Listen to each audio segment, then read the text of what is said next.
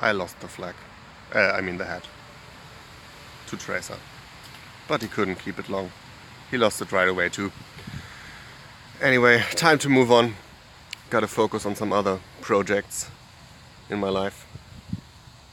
So we are all eagerly awaiting the last review. The last previews. And there they are. And quite a lot of them. Oh, fair. Okay, now it gets exciting. What are those projects? Are they like landmarks that give you points? But they give you something else, not points, they also require something. I'm really excited about this. So, project are abilities everyone can have. That's like events, I guess. They go in your randomizer deck or special Sidewest deck like events and landmarks. Yay! More landscape cards, I love those. You only play with 2 max between these events and landmarks. Unless you prefer to have more, I can't stop you. Each player gets 2 wooden cubes. That's right, we have at least moved into wood. And if you buy a project using a buy in your buy phase, okay, you buy the project just like events. You put one of your unused cubes on it and then have that ability for the rest of the game. Ooh. So I suppose the abilities can't be too game breaking, or else the projects need to cost a lot. Maybe they also cost something else instead of coins, like discarding actions, trashing stuff, trashing good cards, trashing bad cards, and have a negative ability. The options are limitless. Okay. Oof. Where am I?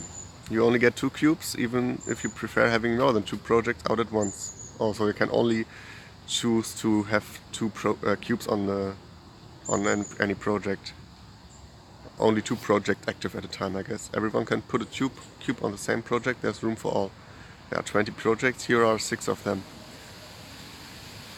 So are they like a one-time thing, or can you purchase them more often than once? I guess we get to see it now. Fair. At the start of your turn, +1 buy. So it's they are just like permanent events, huh? 1 buy forever, 4 coins. That's pretty cheap. On the other hand, 1 buy isn't that useful for most of in some games. In other games, it's crucial. Then you have those games where you have no buy otherwise. Then you are here now. You are capped at 2 buys. Pretty basic. That doesn't blow my mind, but it's a good card.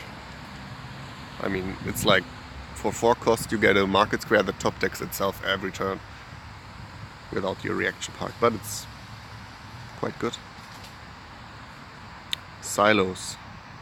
At the start of your turn, discard any number of coppers revealed. What? At the start of your turn, discard any number of coppers revealed. So that's a weird wording. You have to reveal the coppers and discard them and draw that many cards so that you can't put away all your hand and only the top card is a copper and say that's all coppers. But it's like a seller that you have every turn, but only for coppers. A good one in games where you can't trash coppers. Could be a decent opening if you have a power 3 cost that you want to open. Oh, you could also open that on a 4/3, then discard 3 coppers and draw more trash, because the rest of your deck is also only coppers. Nah, that doesn't make sense.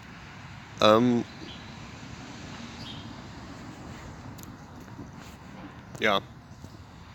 Index Value 1 Seller. It's a nice activator for the Swashbuckler. Yeah. Oh, 8. That must be good. Citadel. The first time you play an action card during each of your turns, play it again afterwards. Whoa, yeah. It's like a Prince Throne Room, but you don't have to buy Prince and play it. So that's amazing. And it's even... Well, no, Throne Room says you may now anyway, so it's exactly like a Prince Throne Room. Only costs 8 and you get it immediately. You don't have to play the Collide the Prince. So very, very strong card. Costs 8. Well, it's... It competes with Province, but in very many decks this will be worth it. That's very powerful. Star Chart. When you shuffle, oh, that's a card that cares about shuffle. You may pick one of the cards to go on the top. Oh, I pick my stash every time. So yeah, no need for stash anymore, I guess, when you have this. And project, you have one stash in your deck if you have a silver.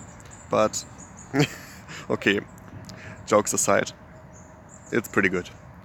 Only 3, so man, this is something for travelers.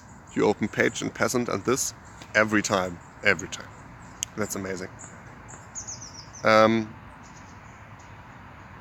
Other cards that are good with this, well, every time you have one important attack, like your Mountebank, your King's Court, the province in a tournament game, the moat in a attack game. Mode maybe not the best. Well, I don't know. It's the options are limitless for this, and it only costs 3. It sounds very good for me. Well, I'll make it sound as if you have the card in hand now every turn, but only when you shuffle. So it's still great for consistency for decks that draw itself. And really, I can't see a game where you don't want to buy this. Even in big money, you can top deck the gold or have like an embassy on top. That's great, because one of the worst things of embassy is having them close to the bottom and then missing the shuffle with them. But of course, it's also very good in decks that draw more and shuffle more often. Overall, super powerful card for the cost. Okay, Sewers. When you trash a card other than this, then with this, you may trash a card from your hand. Okay, so it doubles everything you trash. And you may, so it isn't that terrible. Great opener with your single card treasure that costs 4. Moneylender this loves it, and you can trash your estates too. Spice Merchant, all that stuff that loves that. So powerful opener with other treasures, obviously dead with no other treasures. But sometimes those cards are just like that. Sometimes Tomb don't has another treasure, and that's okay, even though it's sad for the variety of the game, the actual game, but this is some good stuff. I think you always get this after your treasure. I can't see a world where you go silver, Sewers, and then hope to pick up a junk dealer. I think you rather get something to support you getting your junk dealer and then buy this. Okay. Something else. When you trash a card, so you always only trash your own cards, right? If your opponents, well, if like a swindler is in play and your opponent plays this on you and trashes something, a copper into curse, now you can trash a card from your hand. That's pretty good. And innovation. Ooh, Dominion Innovation. The first time you gain an action card in each of your turns. No, you gain an action card in each of your turns. Well, that doesn't happen all that often after during the turn. Well, gaining stuff happens, but most often you gain the action cards from buying, right? You may set it aside if you do play it. That's weird. Why do I set it aside first? Because can't it just say you may play it? Well, I guess there's some weird thing about this. So if you do play it, what happens with possession? I mean, I don't play with possession, but the other player gains it and then can set it and play it, even though it's not his turn. That's some weird rule stuff. Better not play with possession and this.